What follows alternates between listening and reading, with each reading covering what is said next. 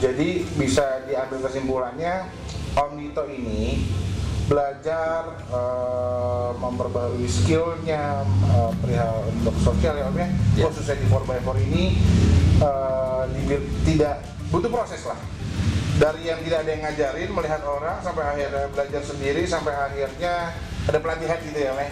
Ya pelatihannya kita juga ikut pelatihan, apapun yang pelatihannya ada kita coba ikut, cari sertifikasinya, dan dari IOF gue juga bisa dapat sertifikasi yang menurut gue adalah paling hebat, yaitu gue sebagai asesor penanggulangan bencana dari BNSP.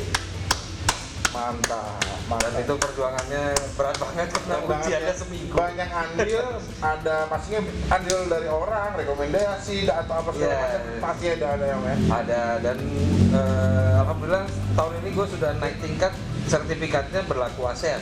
Oke. Untuk asesornya penanggulangan bencananya dari BNSP, Badan Nasional Sertifikasi Profesi. Oke, Om, alhamdulillah. Nah, jadi ceritanya gini, bro di rumah, bro and sis yang di rumah. Jadi Om Dito ini buat gue pribadi orang yang cukup humble, baik sekali. Anytime lu butuh bantuan, lu bisa telepon dia kayak 911, tapi enggak ya, lu bisa bantu pada saat lo kebutuhan apa, tapi bukan kebutuhan rumah tangga yang dibantu sama dia. Jangan lu telepon dia, sama kita juga butuh. Kita juga butuh, bener gitu kan. Enggak, tapi amit-amit lah, kita nggak mau ada bencana lagi Om. Ya jangan sampai. Tapi ya, kita tuh selalu ketemu di saat-saat bencana ya Om ya. Iya. Di saat kenapa begitu ya? Kita nggak pernah ketemu di restoran, kita nggak pernah ketemu di tempat. Kita tuh pemberian dari Tuhan Om. Di saat ada bencana kita datang untuk membantu orang Om. Iya. Gitu. Alhamdulillah. Nggak semua orang Om dapat kesempatan itu. Selama gue kerja di Trans TV, gue mendapat kesempatan dan gue diizinkan atau ditugaskan sama bos gue Mas Hadi ini untuk menugaskan gue mau Widi. Akhirnya kita ketemu di Lombok pada saat itu. Proses ke Lombok. Gue nggak ikut. Lo nggak ikut. Tapi tiba-tiba melalui lo, gue bisa ketemu teman-teman IOF dan kita bisa kolaborasi bareng. Untung lu telepon gue. Ya alhamdulillah. Enggak, kalau telepon bengkel sebelah lu nggak ketemu. Enggak. Bengkel sebelah sih gue mesen yang lain Om, bukan minta tolong yang lain gitu kan.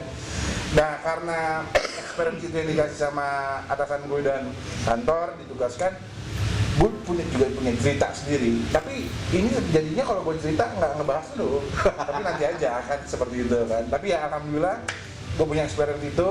Kita selalu bertemu nggak selalu sih, di tempat bencana yang intinya ada kita menolong orang, dan itu nggak semua orang bisa begitu. Itu punya pengalaman tersendiri yang nyangkut di hati dan mungkin selamanya Om ya seperti itu ya. Dan lu pernah nggak sih Om pada saat nih lu menolong orang, gue sih yakin ya, lo nggak butuh pamrih. Insya Allah nggak. Insya Allah ya Om. Insya Allah nggak. Kata terima kasih dari orang yang ditolong aja itu udah cukup ya Om. Nggak perlu. Gue nggak butuh. Oh gitu. Karena kalau gue udah mengharapkan sebuah terima kasih, pekerjaan yang gue bukan pekerjaan. Gue sebetulnya menolong orang adalah karena dari dulu sampai sekarang gue banyak ditolong orang. Tapi gue nggak sempat membalas mereka. Mungkin dengan cara gue membalas dengan orang-orang lain yang bisa gue tolong. Siap. Jadi setiap yang gue kerjakan gue tidak minta terima kasih. Siap. Mudah-mudahan itu bisa berguna buat mereka dan bisa menyelamatkan nyawa mereka mungkin, atau menyelamatkan pada saat terjadi sebuah kejadian. Jadi buat gue itu kepuasan pribadi aja. Dan gue mudah-mudahan ada hitungannya, gue mengerjakan sesuatu apakah ini bisa mengurangi dosa gue.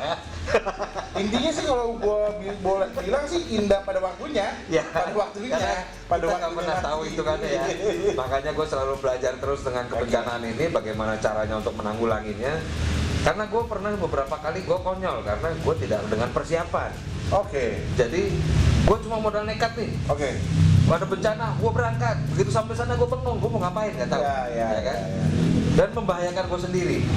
Jadi akhirnya dari situ gue belajar bagaimana caranya menanggulangi bencana yang benar.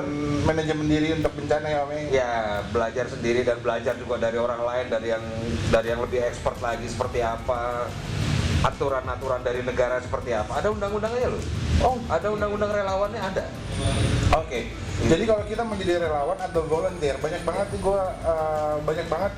gue juga tergabung ada di ex relawan pada saat gue di Lombok. Ya. Gue juga lupa nih. Namanya relawan tentara langit kalau nggak salah. Oh. Tentara Langit Indonesia. Hai para teman-teman Tentara Langit Indonesia. Ini adalah kumpulan para volunteer yang kita kenal menjadi saudara pada saat bencana di Lombok, bencana di Palu dan lainnya. Kita masih tergabung dalam satu grup tersebut. Kita kenal bersaudara karena bencana, tapi bukan karena bencana yang bagaimana, karena kita saling membantu untuk orang lain. Seperti itu. Nah, nih Om, banyak sekali kan pemberitaan, muke lu ada di koran tabloid, otomotif, lampu merah, bukan.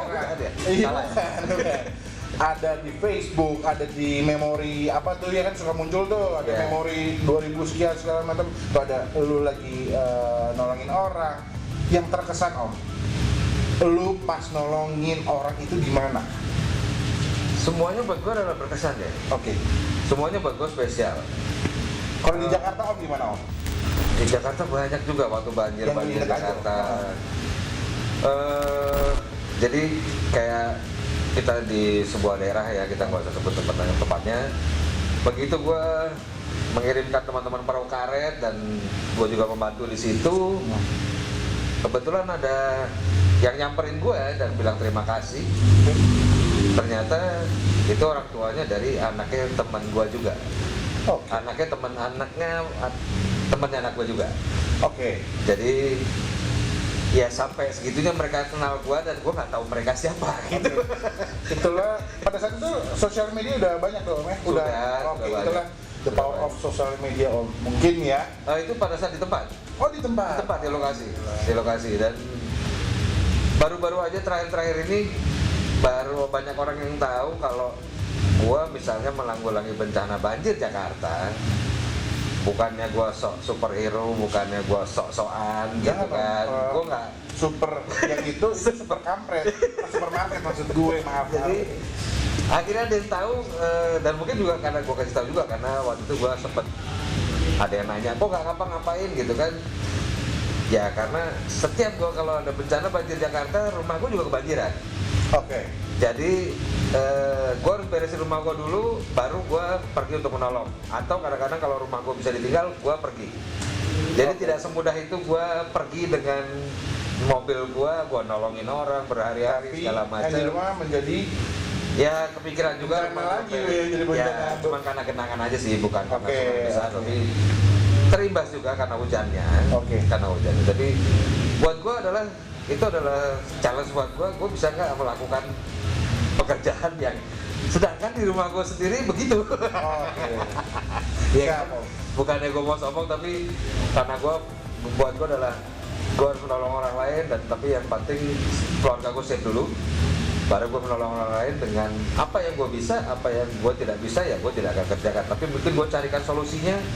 Kayak mungkin yang waktu Lombok ada solusinya kan. Nah bisa bergabung dengan teman-teman di OF. Silakan berjalan.